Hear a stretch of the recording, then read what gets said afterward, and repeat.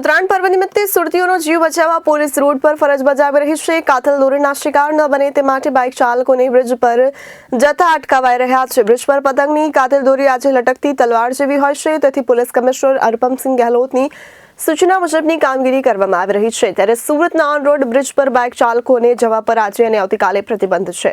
ઉત્તરાયણ પર્વ નિમિત્તે સુરતીઓના જીવ બચાવવા પોલીસ રોડ પર ફરજ બજાવી રહી છે। કાતલ દોરીના શિકાર ન બને તે માટે બાઇક ચાલકોને બ્રિજ પર જતા અટકાવાઈ રહ્યા છે। બ્રિજ પર પતંગની કાતલ દોરી આજે લટકતી તલવાર જેવી હોય છે, ત્યારે પોલીસ કમિશનર અનુપમસિંહ ગહેલોતની સૂચના મુજબ કામગીરી કરવામાં આવી રહી છે।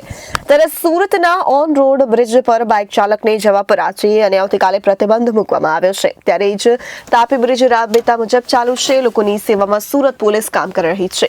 બાઇક ચાલકોને બ્રિજ પર ચડતા અટકાવવામાં આવી રહ્યા છે। પતંગના કાતલ દોરાને કારણે બનતી અકસ્માતની ઘટનાઓને અટકાવવાના પ્રયાસ કરવામાં આવી રહ્યા છે। મકર સંક્રાંતિના તહેવાર નિમિત્તે ફ્લાયર ઓવર બ્રિજ પર ધાબા પર પતંગના દોરા બ્રિજ પર પડતા હોય છે, જેને કારણે અકસ્માત થતા હોય છે અને જાનહાનિ થવાની સંભાવનાને લઈને મહાનગરપાલિકા અને પોલીસ કમિશનર દ્વારા સંયુક્તપણે ટુ વ્હીલર વાહન ચાલકો માટે પ્રતિબંધ મુકાયો છે।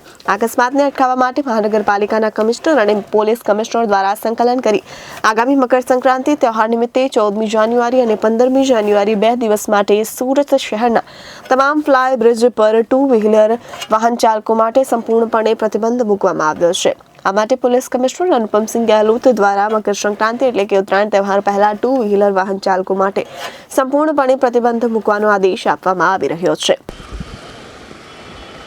ઉત્તરાયણ પર્વને લઈને સુરત પોલીસ કમિશનર દ્વારા 14 અને 15 તારીખના રોજ જે તે બ્રિજો છે તમામ જે તે બંધ કરવાનું જાહેરનામું કર્યું છે અને ખાસ કરીને પતંગની દોરીથી બ્રિજ પર જે વાહન ચાલકો જતા હોય છે અને ખાસ કરીને બાઇકર્સ દ્વારા જે રીતે અકસ્માત થતા હોય છે, ત્યારે આ રીતે તમામ બ્રિજો પર જે તે ટીઆરબી બ્રિગેડના જવાનોની ટીમ તૈનાત કરવામાં આવી છે અને લોકોને પણ અહીંથી રોકવામાં આવી રહ્યા છે। ત્યારે આ પ્રમાણે જોઈ શકાય છે કે ઉત્તરાયણ તારીખ 14 અને 15 એમ વાસી ઉત્તરાયણ સહિતના 2 દિવસ માટેનો આ બ્રિજો છે તે તમામ જગ્યાએ ટુ વ્હીલર ખાસ કરીને જે સેફ્ટી બારી હોય છે અથવા તો તેને સરિયો લગાવ્યો છે ગાડીમાં, તેવા લોકો જઈ શકે છે અથવા તો ફોર વ્હીલર। પરંતુ મહત્ત્વની વાત છે કે લોકોની સુરક્ષા માટે પોલીસનું આ જાહેરનામું છે તે તૈનાત કરી દેવામાં આવ્યું છે અને સુરતના તમામ બ્રિજો પરની સ્થિતિ તારીખ 14 અને 15 આ રીતે જોવા મળી રહી છે અને ખડે પગે જે